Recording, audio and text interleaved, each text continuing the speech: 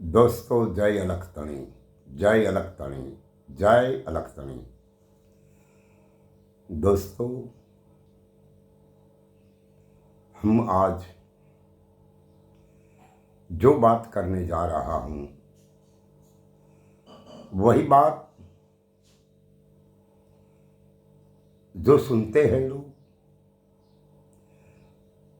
इन सब लोग सिर्फ सुनने की बात नहीं है, इस बात पर समझने की ज़रूरत है और हमारी जो बात है इस बात पर कुछ खोज करने की ज़रूरत है। क्योंकि हम धार्मिकता की बातें तो करते हैं और जो बात करते हैं इन्हें हम हमारे और आपके जो महानायक महासंतों महापुरुषों ने कहा है, इन गुणवाक्यों की बात हम आपके समक्ष रखते हैं और आप हमारी बात सुनते हो तो इस बात पर विचार जरूर करना होगा। क्योंकि हमें किसी महापुरुषों ने आज जो मनुवादियों हमसे और आपसे करवाते हैं पूजा अर्चन, ऐसी बात कभी किसी महापुरुषों ने हमसे कही नहीं है और इनकी कोई बात हमारे महापुरुषों की हमारे और आपके समक्ष रखी नहीं है। फिर भी हम और आप अपने महापुरुषों की बात से सहमत क्यों नहीं हो, और जो बात मनुवादियों कहते हैं इस बात पर आप सहमत क्यों हो जाते हैं? ऐसी क्या मजबूरी है आपको? इसीलिए हम और आप सबको इस मजबूरियों से बाहर निकलना जरूरी है। हजारों वर्ष थी हमारे पूर्वजों ने, आपके पूर्वजों ने इन मनुवादियों की गुलामी करके रखी और अब जिस वक्त पर इस देश में एक महान चेतना का जन्म हुआ, जिन चेतना का नाम है, इन रूपों का आधारित उनका घाट, इसका नाम है तथागत गौतम बुद्ध। उन्होंने भी ऐसा कहा था, कोई देव नहीं है, कोई देवी नहीं है, कोई शक्ति नहीं है, जो कुछ है वो आप है। और उन्होंने तो यही कहा है, ईश्वर को मानने वाले लोग मूर्ख है। इस समय पर पूरा एशिया खंड तथागत गौतम बुद्ध की बातों में है और जब इन मनुवादियों ने ऐसा लगा कि हमारा धर्म, हमारी दुकानें बंद हो रही है, तब इन लोगों ने कावतरा किया और बुद्ध धर्म को, बुद्ध की बातों को नष्ट करने का प्रयास किया। फिर भी अपने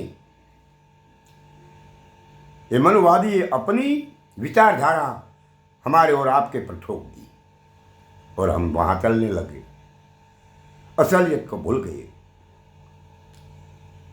फिर एक महानायक का जन्म हुआ जिसका नाम है डॉक्टर B.R. अम्बेडकर।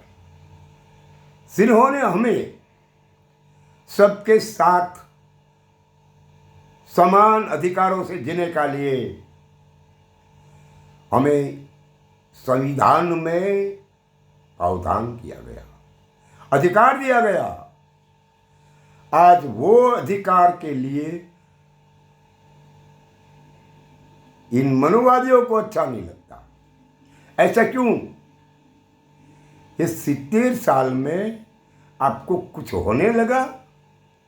हम आपके साथ बैठता है या आपको अच्छा नहीं लगा? हमारे साथ, हमारे पूर्वजों को साथ इन लोगों ने बहुत जुल्म किया था, फिर भी हमने तो सहा है। और 70 साल में आपको कुछ क्या होगा? ऐसा इस संसार में चलते हैं। और दोस्तों, मैं इन बात से और कुछ कहना चाहता हूं कि आप जो पूजा अर्चन करते हो, वहां तुम्हारा विश्वास नहीं हो तो कुछ नहीं हो सकता। वहां तुम्हारी भावनाएं नहीं हो तो कुछ नहीं हो सकता।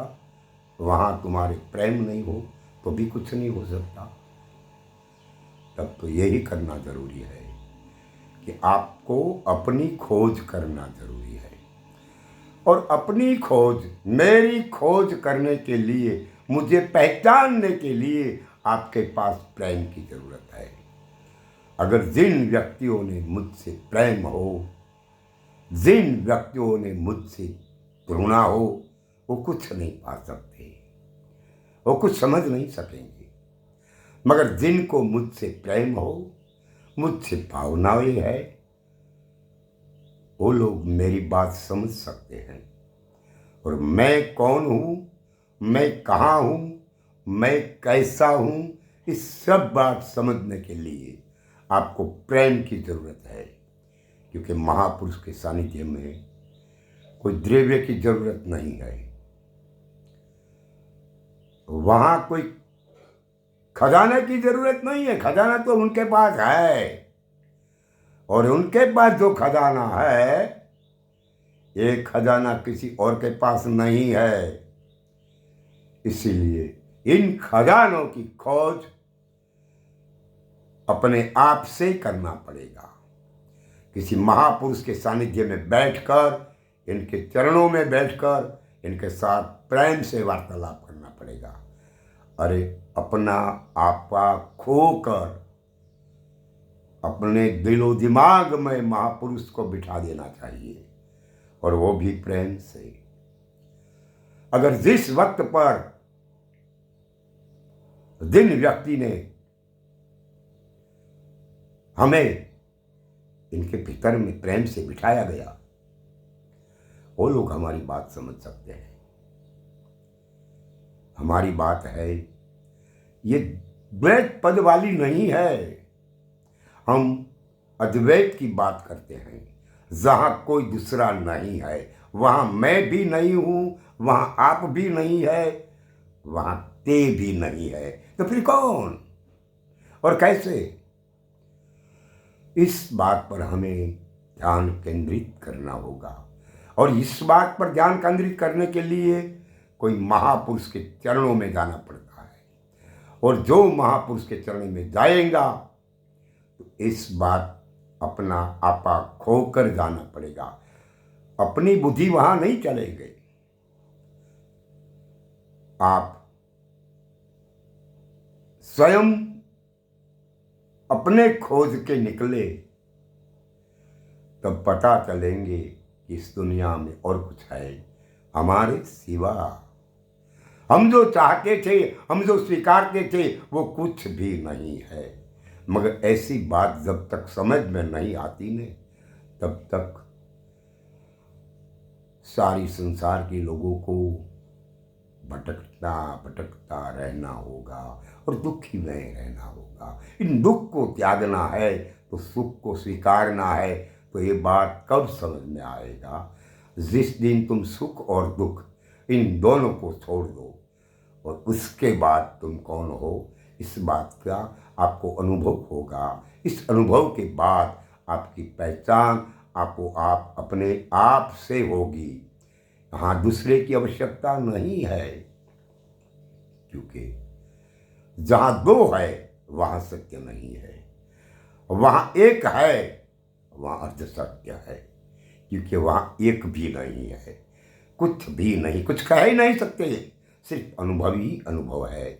इस अनुभव में तब तक नहीं आएंगे दुनिया में तुम, तब तक तो बात गलत है। इसे सत्य बात समझने के लिए आप अपनी खोज कीजिए, और अपनी खोज के लिए संपूर्ण प्रेम अपने महापुरुष के साथ कीजिए। अपने महापुरुष के साथ अच्छा प्रेम कीजिए, जिससे प्रेम से अपने महापुरुष खुश हो जाएंगे, और जो सही बात सही रास्ता है आपको आप खुल जाएंगे। वो खुलवाने की ज़रूरत नहीं रहेंगे। बस हम यही कहना चाहते हैं, और आप वही बात से समझने की ज़रूरत है, वो समझे। जय अलगतणी, जय अलगतणी दोस्तों, जय अलगतणी दोस्तों। इस बात पर समझने के लिए अवश्य ज़रूरी कोई संत महापुरुष के पास रहे, इनके चरणों में जाना, और वो जाने के लिए बहुत कुछ प्रेम होना चाहिए। प्रेम के सिवा नहीं। मैंने तो बहुत अनुभव किया है। मेरे साथ इस विस्तार के लोगों ने पहले बहुत प्रेम दिया और बहुत प्रेम किया। बाद में उनकी जो विचारधारा, उनको जो ज़रूरियत थी, वो ज़रूरियत उनको मिल गई, वो बाद में चले गए। ऐसा ज़रूरियतमंद लोगों बहुत आते हैं, मगर वो उसको अपनी खोज की बातें नहीं समझ में आती है, क्योंकि वो ज़रूरियात वाला लोगों था। उसे अपनी ज़रूरत नहीं थी, अपने सांसारिक जीवन जीने की ज़रूरत थी। हमें बहुत लोगों देखा है, मगर सही लोग मुझे मिला है क्या नहीं मिला ये मैं नहीं कह सकता, क्योंकि ये मुझे कहने की कोई ज़रूरत नहीं है। मगर जिस दिन सच्चा प्रेमी आएगा, उससे मेरी बात अवश्य समझ में आएगा, इनके सिवा नहीं आएगा। अच्छा दोस्तों, मैं यहाँ रुकता हूँ। आगे समय आने के पर हम कुछ बातें बताएंगे, और हम प्रेम की बात से जुड़े हैं। हम प्रेम से कुछ और सहमत नहीं है। तो चलिए दोस्तों, महापुरुष से प्रेम कीजिए।